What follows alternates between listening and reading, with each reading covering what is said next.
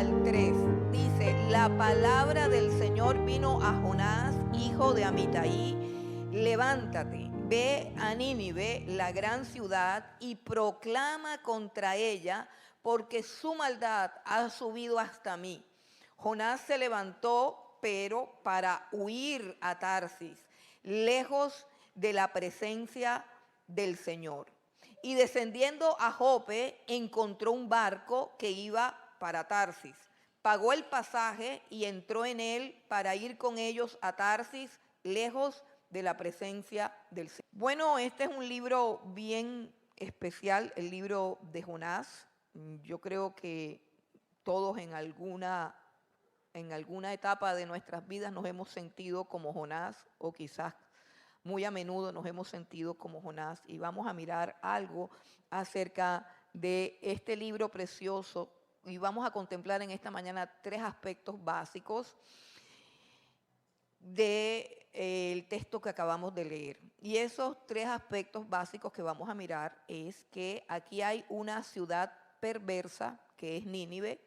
Aquí hay un profeta rebelde y desobediente, que es Jonás, y hay un Dios omnipotente y todopoderoso que quiere salvar la ciudad y que quiere enderezar el corazón rebelde de este profeta.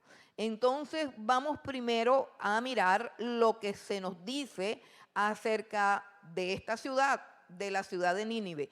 Nínive era la capital del imperio asirio. El imperio asirio fue uno de los imperios más grandes que hubo, más poderosos, pero también más violentos, más brutales, más salvajes. Y Nínive era la capital de ese imperio a orillas del río Tigris, una civilización supremamente importante, pero los habitantes de Nínive eran famosos por su salvajismo, por su brutalidad, porque habían desarrollado unas formas de tortura en tiempos en que los pueblos simplemente acudían a la guerra y conquistaban territorio. En esos tiempos de guerra, de barbarie, ellos sobresalían por el salvajismo y la brutalidad de sus formas de tortura. De hecho, se dice en los libros de historia que cuando una nación se veía ya que iba a ser atacada por Nínive y que ya no tenía arreglo, que inexorablemente iban a caer en sus manos, los habitantes de ese pueblo preferían suicidarse antes de caer en manos de los ninivitas. Ahora, esta ciudad, con toda esta perversidad y con toda esta maldad, ha traspasado los límites. Dice aquí que la maldad, en el versículo 2, la maldad de Nínive, dice Dios, ha subido hasta mí, o ha subido delante de mí. Dios dice, su maldad ha subido hasta mí. ¿Cuán alto está Dios? ¿Cierto? ¿Cuán alto está Dios? Como dice el profeta Isaías, como los cielos están lejos de la tierra, así son mis pensamientos. Bueno, ¿cuán alto está el trono de Dios? Y podemos imaginar cuán alta era la maldad de la tierra de Nínive. Esa es una frase que utilizan los autores sagrados para mostrarnos en pocas palabras que la maldad de la ciudad de Nínive llegó a su colmo, que llegó a un punto en que era necesaria la intervención de Dios, que llegó a un punto en el que Dios estaba obligado para consigo mismo, para con su justicia, para con su santidad. Dios estaba obligado a castigar esa ciudad porque su maldad se había salido de su cauce, de sus límites. Eso es lo que significa que la maldad de Nínive había subido delante de Dios, que llegaron al colmo, que Dios había dicho no va más. Es una ciudad que está bajo juicio. Es una ciudad a la cual se le va a anunciar un castigo que ya está decretado delante de Dios. Pero ¿qué sucede cuando Dios hace sus juicios, cuando Dios examina un pueblo, una nación o una persona o una casa o una familia y encuentra que ya traspasaron los límites y que es necesario castigarlos. ¿Qué hace Dios cuando determina eso, cuando determina el castigo? ¿Qué hace Dios? Antes de enviar el castigo, anuncia su misericordia. Y toda la historia en la Biblia y todas las historias que podemos ver en la vida real de pueblos, de naciones que han sido destruidas, tienen un precedente, tienen algo que sucedió antes, y es que Dios siempre levanta un profeta por misericordia. Esta es la manifestación de la misericordia de Dios. Dios puede destruir una nación por su pecado. Él es juez, Él es el todopoderoso, Él es el dueño de todo lo que existe, tiene total derecho, pero también es un Dios lleno de misericordia y de clemencia, que no quiere que nadie se pierda, sino que todos procedan al arrepentimiento. Y Dios manifiesta su misericordia a Nínive enviando profetas. Lo hizo con Israel y lo hizo con todas las naciones de la tierra y lo hace con todo ser viviente antes de castigarlo. Le manda una advertencia, le manda una amonestación. Y este es el papel de los profetas, tanto en el Antiguo como en el Nuevo Testamento. Dios mandó a Jonás, ese era un acto de misericordia, mandó a Jonás con el fin de que Jonás advirtiera del castigo y con el propósito de que este pueblo se arrepintiera.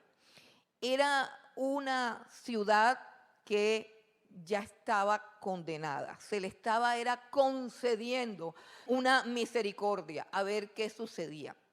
Estaba Nínive en una cuenta regresiva, como por ejemplo en los días de Noé. En los días de Noé, dice el capítulo 6 del libro de Génesis, que en los días de Noé la maldad de los hombres era tanta en la tierra que continuamente todos los hombres pensaban hacer lo malo, continuamente. El pensamiento de los hombres en la época de Noé era hacer lo malo.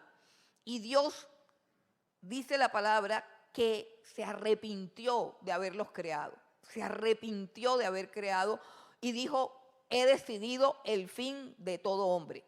Y dice: serán sus días 120 años. Y Él da 120 años, un plazo para arrepentirse, un plazo para que alguien se salve, porque es que a los 120 años ya estaba decretada la destrucción de la humanidad. Esos 120 años es para que la gente que quiera arrepentirse se arrepienta. La gente que quiera abrir sus oídos a la palabra de Dios y escuche la voz de Dios, decida volverse de su mal camino y alcanzar misericordia. Pero el juicio estaba decretado y fue decretado para 120 años, que fueron los años que duró Noé construyendo su arca hasta que vino el diluvio y desapareció todo el mundo de sobre la faz de la tierra. En el caso de Nínive, y lo sabemos por la predicación de Jonás, que fue una predicación supremamente sencilla, sin homilética, sin hermenéutica, sin oración, sin intercesión, sin clamor, sin nada. Él decía: de aquí a 40 días Nínive será destruida. Entonces sabemos por su predicación tan simple que en esa cuenta regresiva Dios le había concedido a Nínive 40 días. 40 días. Solamente Nínive tenía 40 días. Estaban en una cuenta regresiva hacia su total destrucción. Si nos podemos a pensar por un momento en nuestra ciudad, o si nos ponemos a pensar por un momento en nuestra nación. El viernes pasado tuvimos una experiencia agridulce, por así decirlo, porque fue una experiencia hermosa, porque pudimos compartir un gran grupo de la iglesia. Fuimos a cine a ver la película Sound of Freedom y pudimos tener un tiempo especial de gozo y de alegría, pero nos quedó en el corazón ese sinsabor de lo que está pasando en nuestro país. de la inmensidad de la maldad, de la iniquidad, de la depravación, de la injusticia que hay en esta nación. Y recuerdo que una hermana nos decía, bueno, vamos a invitar a todo el mundo. Ya sabemos que tenemos que invitar a todo el mundo para que vean la película, para que vean la película Sonido de Libertad. Es un deber vérsela, es un deber respaldar a estos hombres que están poniendo su vida en peligro con tal de combatir un crimen y una depravación que ningún colombiano está combatiendo en estos momentos. Y dice ella, pero solamente eso es lo que vamos a hacer. O sea, nuestro papel en este país es simplemente decirle a los demás, oye, véanse esta película para que se enteren de lo que están pasando, para que se enteren que aquí hay una industria depravada que vende niños a los pedófilos de todo el mundo. Que nos enteremos que Cartagena es una sede de prostitución infantil. Además de todo lo que nos enteramos por el noticiero. Además de todas las cosas que sabemos y comprendemos que practican y que se realizan en el mismo gobierno y en el mismo Senado de la República. Y que muchos podemos pensar, debe ser una exageración. Debe ser un problema de política, debe ser un problema de odios de partidos. Decir que hay senadores que son violadores, decir que hay en nuestro gobierno establecida una narcodemocracia. Eso es nuestro país.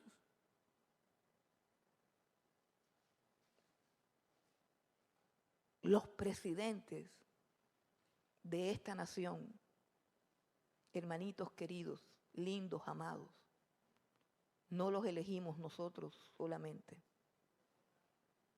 Los narcotraficantes son los que ponen presidente aquí. ¿Usted sabe eso? ¿Sabe que cuando en otros países dicen que nosotros tenemos una narcodemocracia, a uno le da como rabia, así, para fregarlos a ellos? Es que se las creen. Pero qué tristeza. Que el gobierno que va, el gobierno que viene, todo tiene escándalo. Porque son los narcotraficantes los que financian las campañas de nuestros presidentes.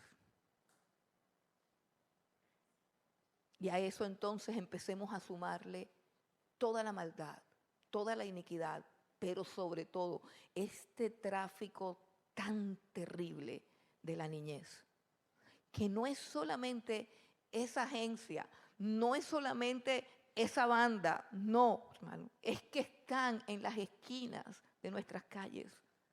Esos niños que usted ve ahí son alquilados para pedir. Esa es Colombia, el país donde los niños son torturados y violados continuamente. Y si nosotros pensamos en esto y en esta maldad,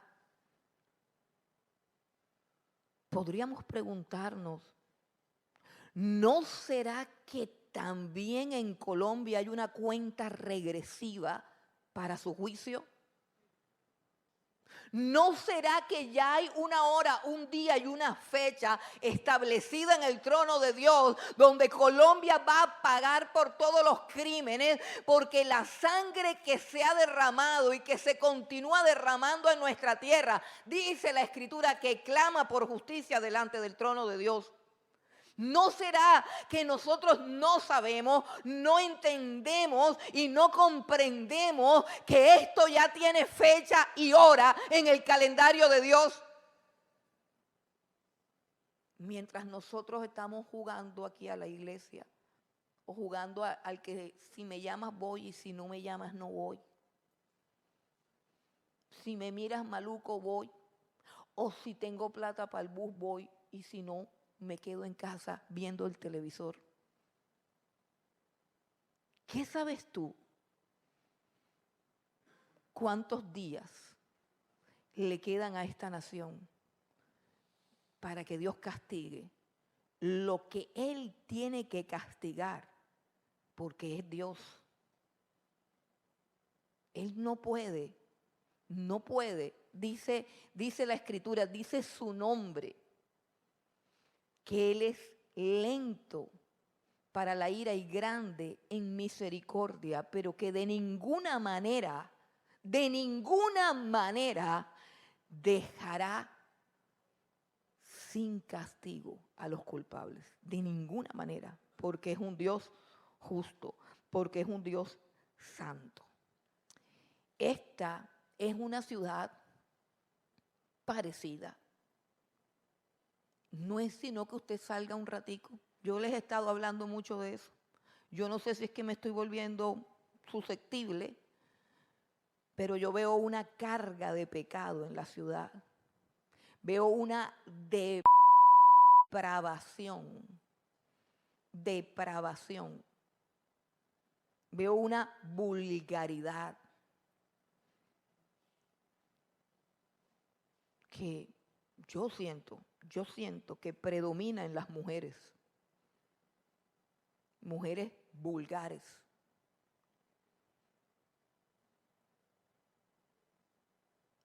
Hombres sin nada en la cabeza, hermano, sin nada en la cabeza. Y no voy a hablar de lo mismo que hablo siempre, pero salga y abra los ojos. El pecado está de frente. El pecado se ha desnudado. Nada más estoy hablando de mi ciudad, porque de hecho quiero decirles que a veces voy a otras partes y no se ve tan grave la cosa como aquí en Barranquilla.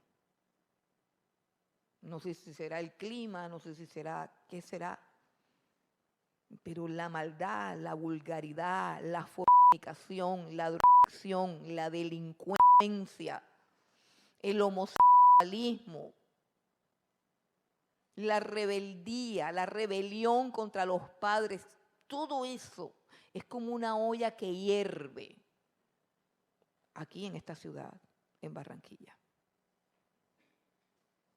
Tanta necedad, es que ya ni siquiera música hay.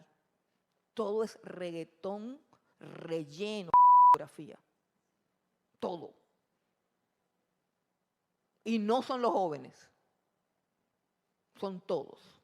Desde el más grande hasta el más chiquito. Todos aman la pornografía. Desde el más grande hasta el más chiquito. Y en eso termina la adicción a la pornografía. En eso termina el mirar a una mujer desnuda. ¿En qué termina esa depravación? En comprar niños porque ya no se haya satisfacción hombres con mujeres, sino que ahora ha aparecido la pedofilia con todos, hermano, con todos sus,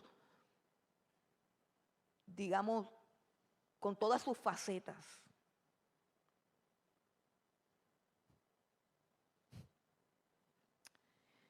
Y recordaba un salmo, que es el Salmo número 11, que dice, si fueren destruidos los fundamentos, ¿qué ha de hacer el justo? Se preguntaba el rey David, cuando los fundamentos de la familia estaban firmes. Él hizo esa pregunta profética en ese salmo. Si fueren destruidos los fundamentos, ¿qué ha de hacer el justo? Esa es la pregunta. Esa es la pregunta que tenemos que hacernos en medio de esta sociedad y en medio de este país. ¿Qué debemos hacer? ¿Qué debemos hacer?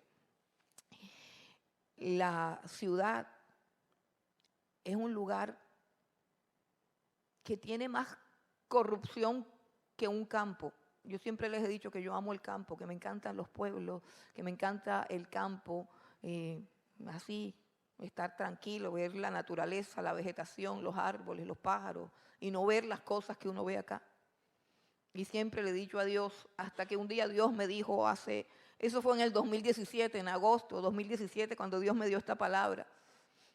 Y a través de un predicador le escuchaba decir, la ciudad es un lugar donde hay más árboles que gente. Así se define la diferencia entre la ciudad y un pueblo. La ciudad, a diferencia del pueblo, tiene más gente que árboles. Pero él decía, Dios ama más a la gente que a los árboles. Y yo siempre le he pedido a Dios que me mande para un pueblo así. Y me dice, no. La gente está en la ciudad. La gente que Dios quiere salvar está en la ciudad. Las prostitutas, los sicarios, los homosexuales, los fornicarios, los ladrones, los drogadictos, todos los pervertidos y todos los que Dios quiere salvar están en la ciudad. Dios los quiere salvar.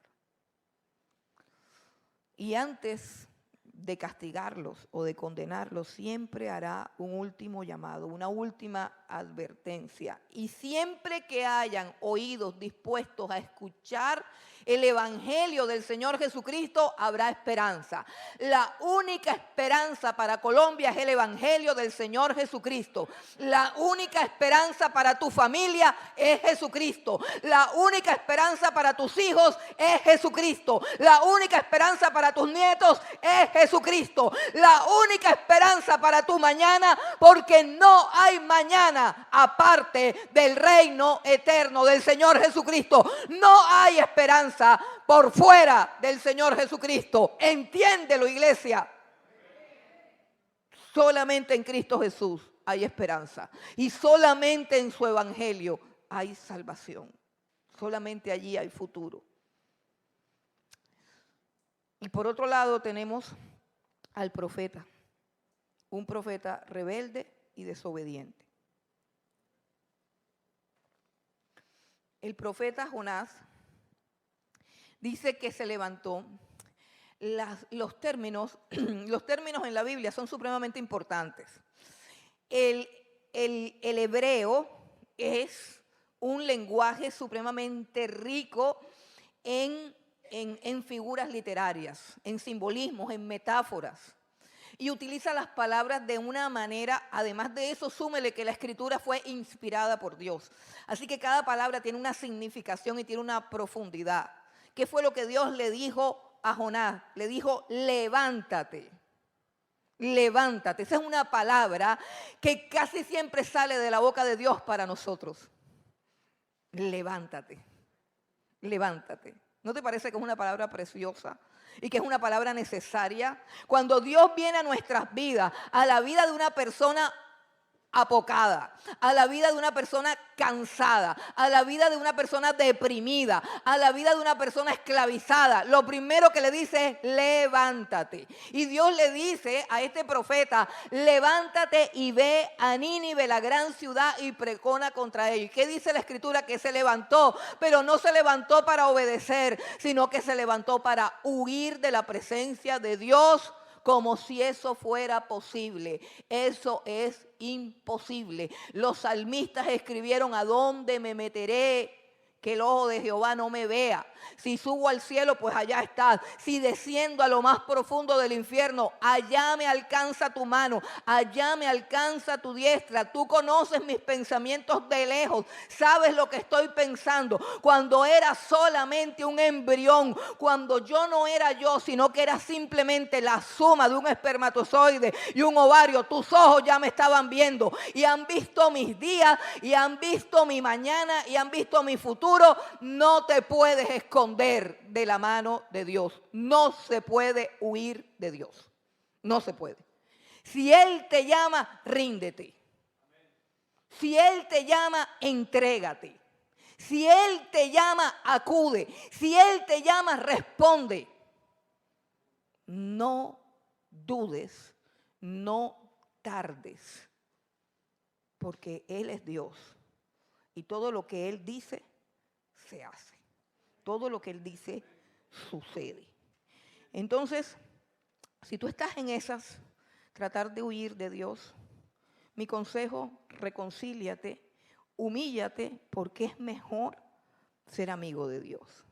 Es mejor su misericordia, es mejor su gracia, es mejor su perdón, porque su justicia y su castigo no lo puede soportar nadie. Nadie puede soportar ni estar de pie delante de Dios en pecado. Nadie.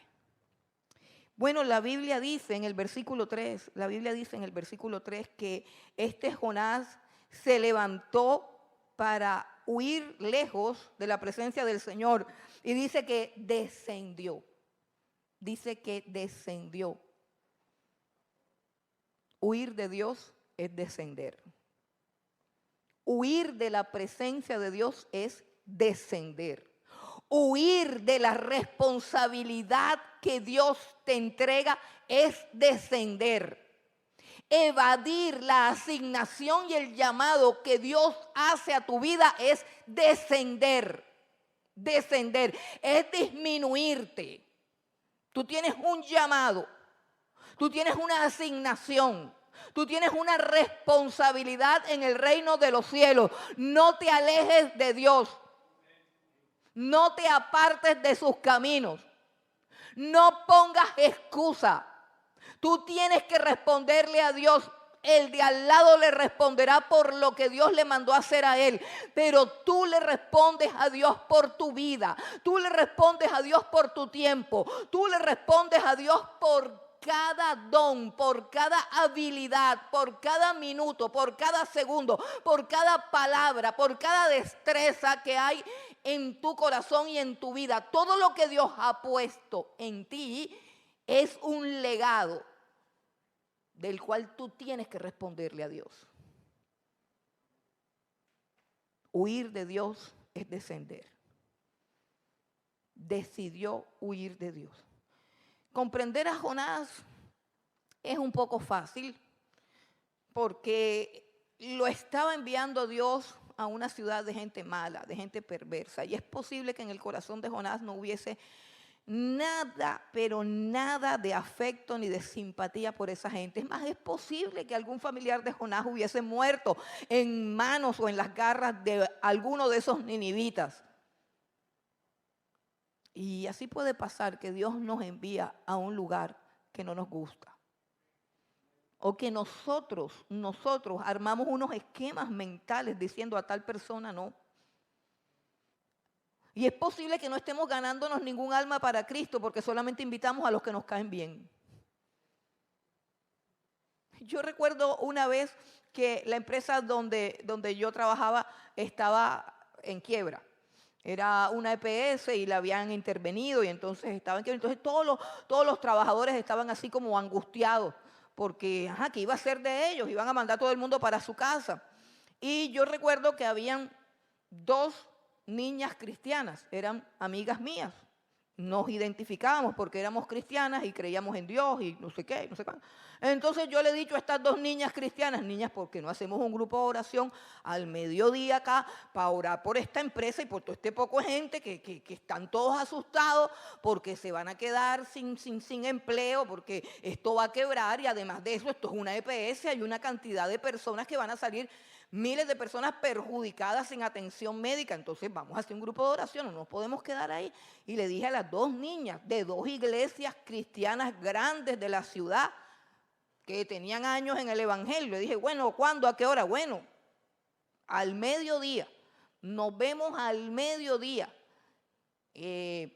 Como el horario normal, a las 12 salíamos a almorzar, teníamos como hasta las 12:30 para almorzar. Yo le dije a la 1 en punto. Hagamos el grupo de oración a la 1 en punto. Dio la 1 en punto. No llegaron las 2 bellezas, las 2 cristianas, no llegaron. Jonás 1 y Jonás 2. Ninguna de las 2 llegó. Y yo en la oficina esperando. Y de repente, hermano, comienzan a entrar a mi oficina la bruja, la prepago, el tramposo.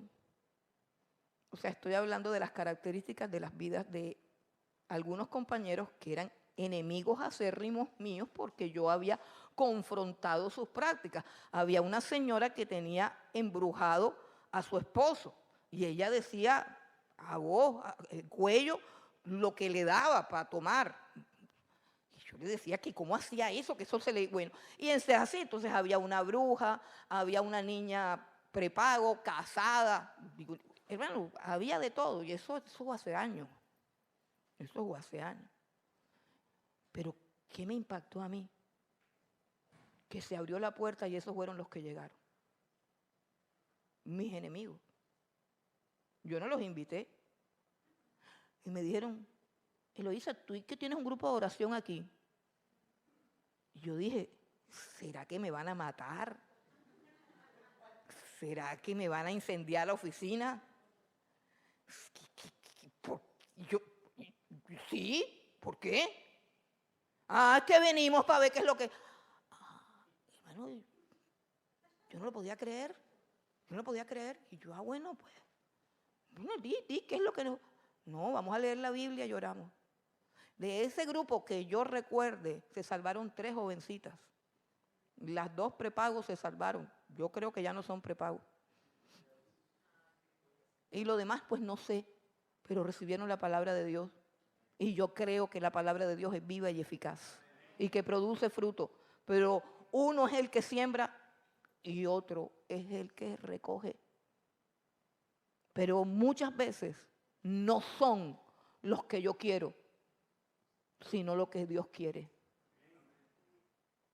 Por eso te animo a que extiendas la visión y pienses más allá de los límites de tus simpatías, de los límites de tu percepción. Aquellos que tú dices, no es imposible, no me aceptarían la invitación, probablemente esos sean los que Dios ha escogido para salvación.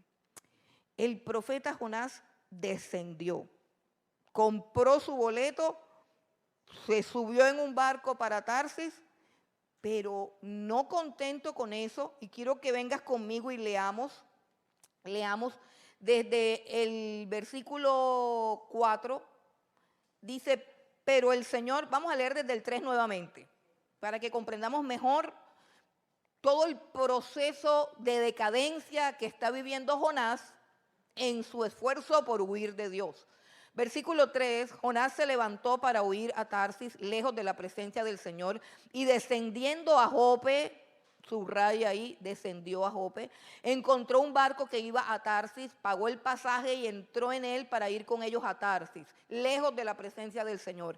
Pero el Señor desató sobre el mar un fuerte viento y hubo una tempestad tan grande en el mar que el barco estuvo a punto de romperse. Los marineros tuvieron miedo y cada uno clamaba a su Dios y arrojaron al mar la carga que estaba en el barco para aligerarlo. Pero Jonás había bajado a la bodega del barco, se había acostado y dormía profundamente.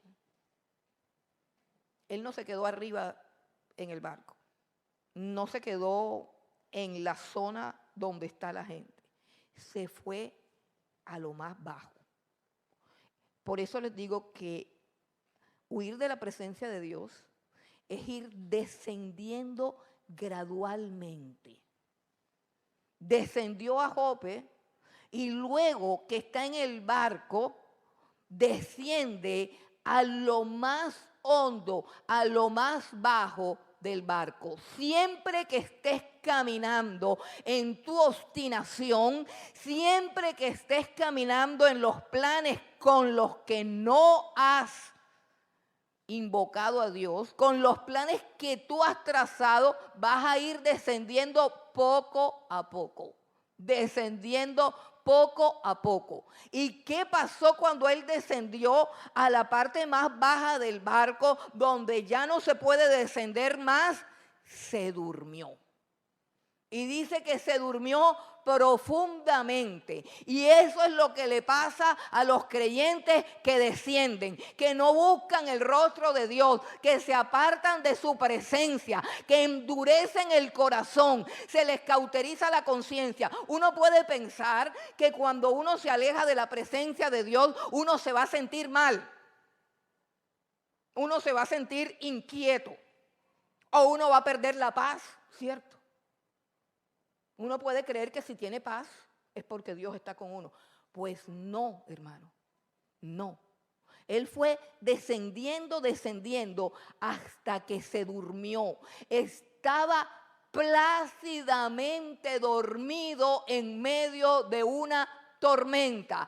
Plácidamente dormido. Este es el sueño de la gente indolente. Es el sueño de la gente que no le importa que el mundo se está despedazando y que alrededor todas las personas se están perdiendo. Es el sueño de los que tienen su conciencia cauterizada. Es el sueño de los que tienen el corazón endurecido, de los que no les importa absolutamente nada. Es el sueño de una iglesia que no alumbra, es el sueño de una iglesia que no ora, es el sueño de una iglesia que no intercede, es el sueño de una iglesia que no ayuna, es el sueño de una iglesia que no predica, una iglesia que está dormida en la parte más baja de su vida espiritual.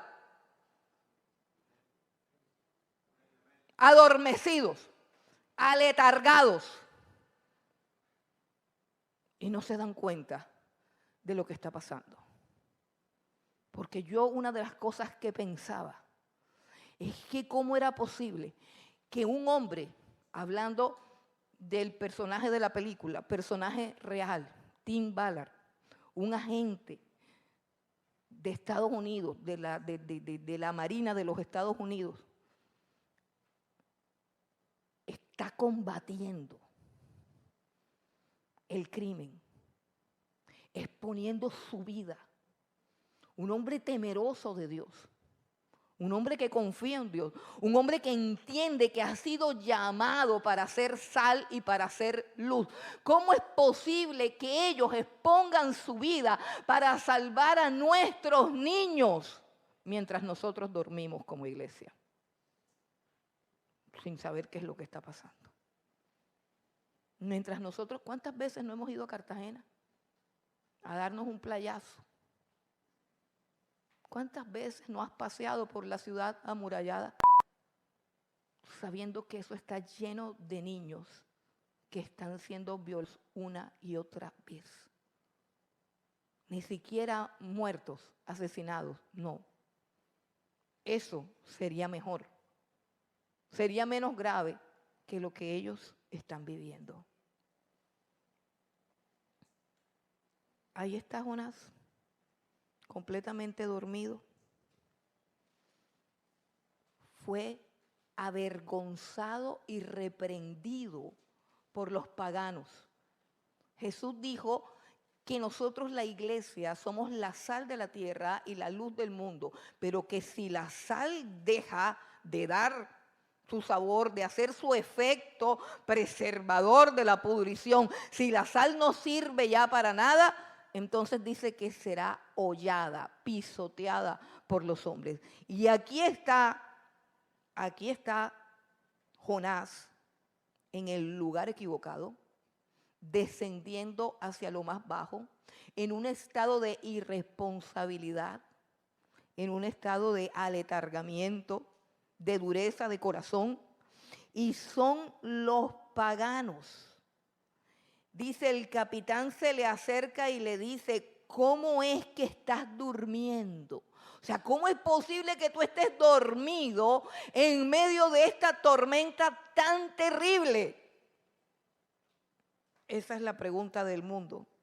Levántate, invoca a tu Dios. Ellos estaban invocando a sus dioses, dice la Biblia. Usted sabe cuántas personas y cuántos rezos reciben los santos, las estatuas. Usted sabe cuántos rosarios se reza un católico. Usted sabe cuántas velas prenden los católicos a los muñecos. Usted sabe cuántas misas satánicas hacen los satanistas. Usted sabe cuántas reuniones hacen los gnósticos. Usted sabe cuántas reuniones hacen los budistas. Usted sabe cuántos cultos hay a dioses falsos que no tienen ojos, que no tienen manos, que tienen que ser cargados para que el pueblo que conoce al Dios verdadero esté dormido. El pueblo que conoce al Dios verdadero está dormido. Miren esto. Le preguntan, ¿cómo es posible que tú estés durmiendo? Levántate, invoca a tu Dios. Quizás tu Dios piense en nosotros y no perezcamos. Y cada uno dijo a su compañero, vengan, echemos suerte para saber por causa de quién nos ha venido esta calamidad. Y echaron suertes y cayó la suerte sobre Jonás. Muchas veces las desgracias y las calamidades no son por culpa de los impíos, sino por culpa de los creyentes, de los que son buenos, de los que sabiendo hacer lo bueno no lo hacen. Muchas casas se vienen a pique por la negligencia del único cristiano que está ahí, no por el pecado de los no cristianos. Pero es que nosotros somos especialistas en echarle la culpa al otro. Pero el culpable no eran los paganos. El culpable no era el capitán del barco. El culpable no era ningún impío. Dios no tenía ira por los que adoraban las estatuas.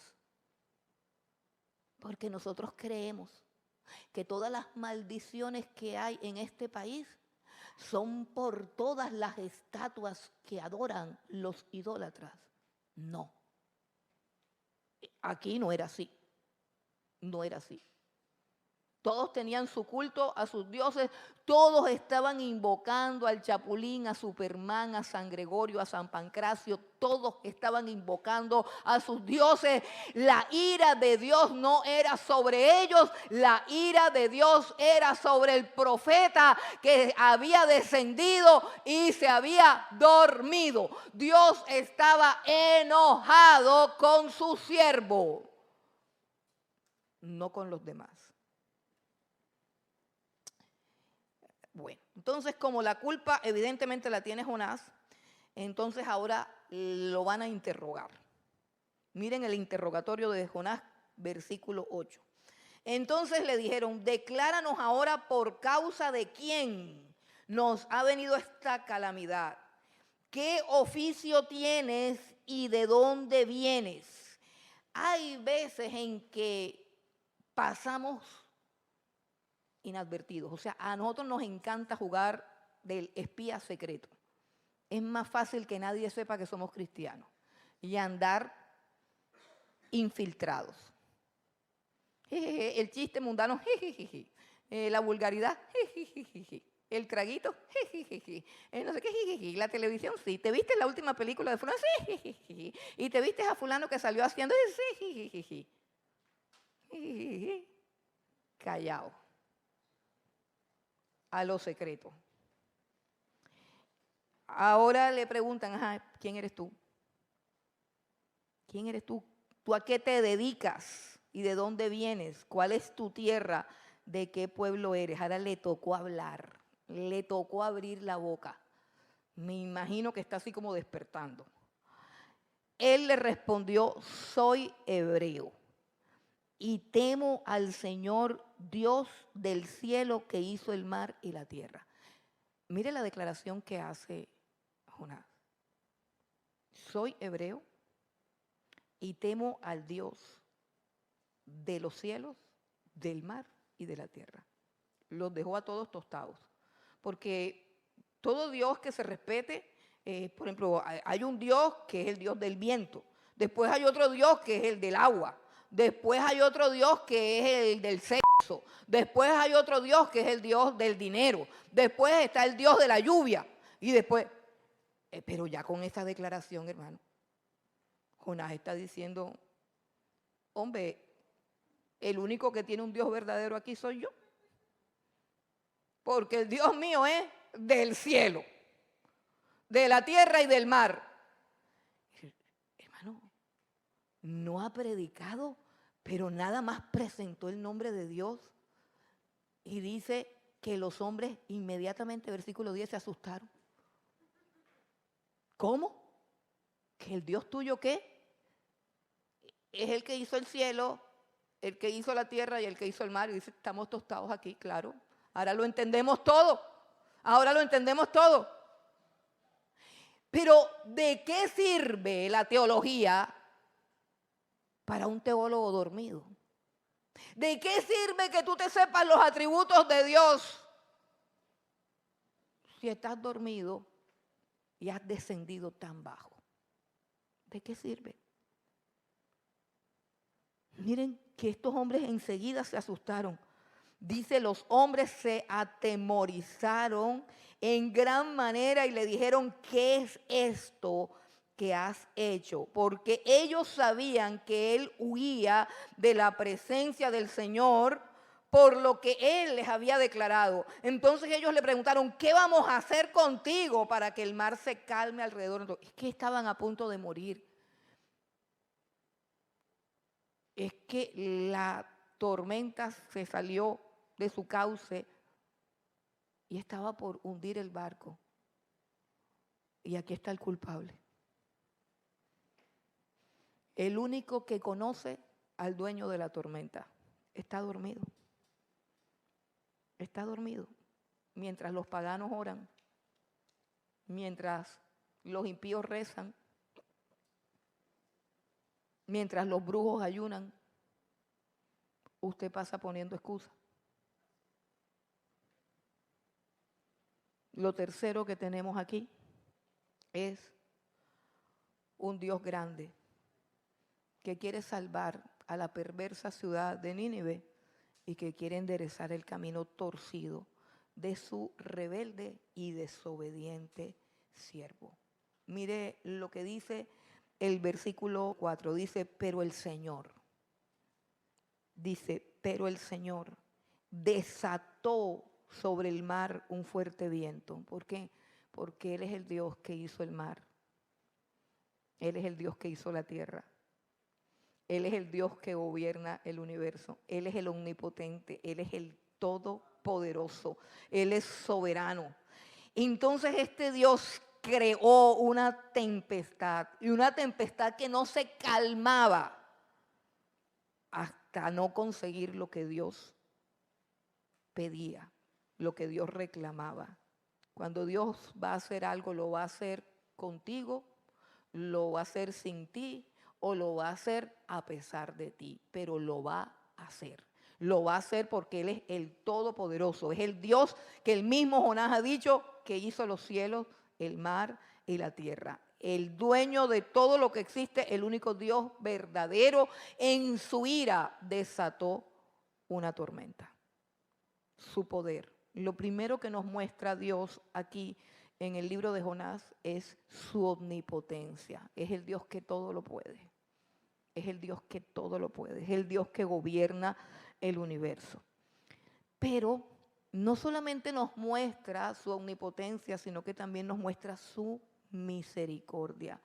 ¿Por qué? Porque cuando Dios envía las tormentas, no siempre es porque quiere destruir. Muchas veces Dios crea una tormenta para enderezar tu vida, para cambiar tu rumbo, para detenerte en tu locura, para direccionarte, para arreglar tu destino, el destino que Él ha trazado. Y por eso hay tormentas.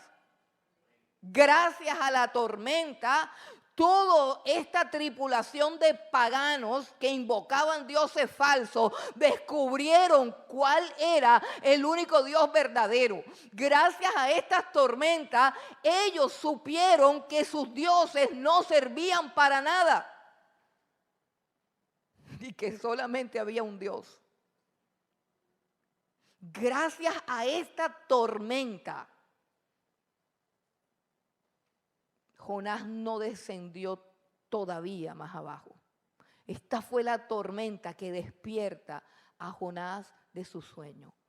Iglesia, no esperemos una tormenta para despertar. No esperes una tormenta para despertar. Deja tus excusas, ordena tus prioridades, sacrifica lo que no importa y vuélvete a lo más importante, vuélvete a Dios, porque es tiempo de buscarlo, porque gran oscuridad viene para todas las naciones, pero sobre el pueblo de Dios resplandecerá su luz, su verdad, su espíritu, su palabra. Vuélvete a Dios. Deja de dormir, deja de comer, deja de aplazar, deja de perecer. Y hazlo ya, porque estamos en una cuenta regresiva. Hazlo ya. Este es el Dios verdadero, el único que podía. La tormenta vino para enderezar el camino de Jonás. La tormenta vino también por causa de Nínive, porque si no hay tormenta, Jonás se va y Nínive se pierde. Por eso, hermanos, si seguimos durmiendo, debemos decir, se avecina una tormenta. Se avecina una tormenta que va a despertar la iglesia. Dios no te va a dejar seguir durmiendo en el barco donde estás huyendo de su presencia. No.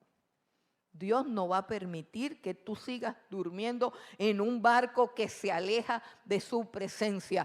Dios va a azotar tu barco con una tormenta. Por eso mejor levántate, despiértate y ve a donde Dios te ha dicho que vayas. Bendito sea el Señor. Bendito sea el Señor, su misericordia.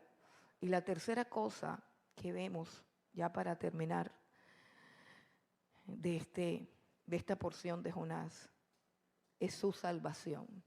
La salvación, como hemos cantado varias veces, la salvación es del Señor. Vamos a leer el versículo 11 al 17. Dice, ellos le preguntaron, ¿qué haremos contigo para que el mar se calme alrededor nuestro? Pues el mar se embravecía más y más. Y él le respondió, tómenme y láncenme al mar, y el mar se calmará alrededor de ustedes, pues yo sé que es por mi causa que ha venido esta gran tempestad sobre ustedes. Los hombres se pusieron a remar con afán para volver a tierra firme, pero no pudieron, porque el mar seguía embraveciéndose contra ellos. Entonces invocaron al Señor y dijeron, te rogamos, oh Señor, no permitas que perezcamos ahora por causa de la vida de este hombre, ni pongas sobre nosotros sangre inocente, porque tú, Señor, has hecho como has deseado. Tomaron pues a Jonás y lo lanzaron al mar, y el mar cesó en su furia. Y aquellos hombres temieron en gran manera al Señor, ofrecieron un sacrificio al Señor y le hicieron votos. Y el Señor dispuso un gran pez que se tragara a Jonás, y Jonás estuvo en el vientre del pez 3 días y 3 noches. La salvación es del Señor. Estos hombres se salvaron sin que Jonás predicara nada, nada más con la tormenta que el Señor provocó. Estos hombres descubrieron a Dios.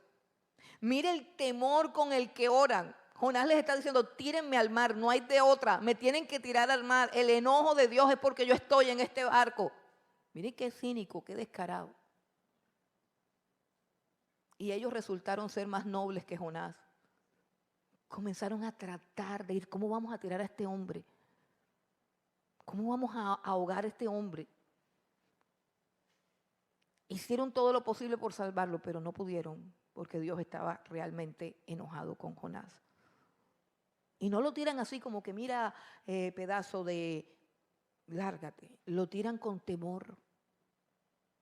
Señor, no nos vayas a cobrar la vida de este hombre. No nos vayas a cobrar la sangre de este hombre. Nosotros somos inocentes, no los vayas a castigar. El temor verdadero de Dios. Estos hombres pasaron de ser unos necios paganos a ser unos hombres sabios, porque la Biblia dice que el temor a Dios es el principio de la sabiduría. Y la manera como fueron salvados, nos recuerda al Señor Jesucristo. También el Señor Jesucristo fue lanzado en un mar de nuestros pecados, de nuestra maldad. Allí el Señor Dios el Padre entregó a su Hijo Jesucristo, lo entregó al océano de nuestro pecado, al océano de nuestra maldad, y el pecado se lo tragó en la cruz del Calvario al Señor Jesucristo. Pero dice la Escritura que no pudo retenerlo. La muerte no lo pudo retener y resucitó. Así como Jonás estuvo 3 días allí en el vientre del pez, así nuestro Señor y Salvador estuvo 3 días y 3 noches debajo de la tierra, pero resucitó para nuestra salvación. Esa es la salvación del Señor, y esa es la salvación que tenemos que llevar a todos los rincones de la tierra. No es un cuento de tontos, es que mira, la ira de Dios está sobre Colombia. Arrepiéntete, arrepiéntete para que puedas alcanzar misericordia. Es el mensaje que tenemos que llevarle a esta nación. La ira de Dios está sobre este país. Escucha, la ira de Dios está sobre este país. Este país tiene una cuenta regresiva a causa de su maldad, por causa de la justicia y de la santidad de Dios. Es asombrosa cada mañana de su misericordia. Perdóname, yo no sé si tú lo entiendes, yo no sé si tú lo comprendes, pero a mí me asombra cada mañana con su gracia y con su misericordia. Si tú despiertas del sueño de Jonás y comienzas a mirar la maldad que te rodea, la iniquidad y la injusticia, te va a asombrar que puedas respirar. Te va a asombrar que el sol salga. Te va a asombrar que la tierra esté firme. Te va a asombrar que las aves canten. Pero eso no será para siempre. Deja de dormir, iglesia. Tienes que orar, interceder e ir y predicar.